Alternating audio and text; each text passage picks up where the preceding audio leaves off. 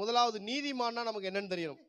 ஒழுங்கு விதிகளுக்கு உட்பட்டு கட்டுப்பட்டு நடப்பவன் நீதிமான்.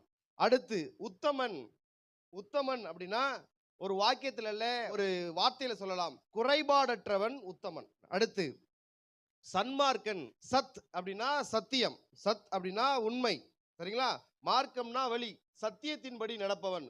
புறஜாதிகளும் அவர்களுக்குள்ளே சத்தியத்தின்படி, நிறைய புறஜாதி மக்கள் பார்த்தீங்கன்னா ஒழுக்கமா இருப்பாங்க, அன்பா இருப்பாங்க, அரவணைப்பாங்க. அவன் எந்த தேவனை வேணாலும் பின்பற்றலாம், ஆனா அவன் எப்படி இருக்கிறான்? உத்தமனா இருக்கிறான். உத்தமனா இருக்கிறான். பாருங்க, யோபு புஸ்தகம் பார்க்கிறோம் இல்லையா? யோபு ஒரு இஸ்ரவேலன் இல்லை, ஆனா அவனுடைய தேவன் யெகோவா தேவன். யோபு ஒரு இஸ்ரவேலன் கிடையாது, ஆனா உத்தமனும் சன்மார்க்கனும் பொல்லாப்புக்கு விலகிறவனுமா இருந்தான்.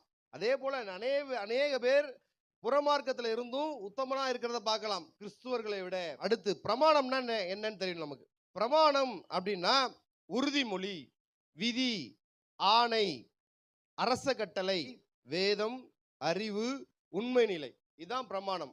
அடுத்து கட்டளை அப்படின்னா என்ன? பின்பற்றி நடக்க வேண்டிய விதி, கட்டுப்பாடு, உரைக்கல். உரைக்கல்னா உண்மையான்னு சோதித்து பார்க்கிறது, சரிங்களா?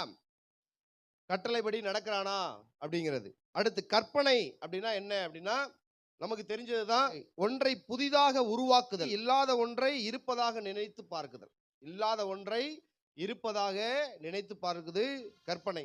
நம்ம பரலோகத்துல தேவன் நமக்கு வைத்திருக்கிற நன்மைகளை நம் கண்கள் காணவும் இல்லை, காது கேட்கவும் இல்லை, இது இருதயத்தில் என்னதென்று அறியவும் இல்லை, தோன்றவும் இல்லை. அது நம்ம விசுவாசிக்கிறோம்.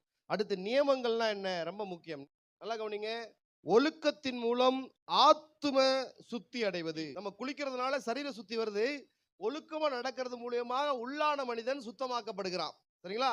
அதாவது இன்னும் நல்லா சொல்ல போனா நியதி, வழி வழியாக கடைபிடிக்கப்பட்டு வரும் முறை, அதான் நியமங்கள். எடுத்துக்காட்டா சொல்லலாம், ஆணும் பெண்ணும் தான் திருமணம் செய்து கொள்ளணும், இது நியமம்.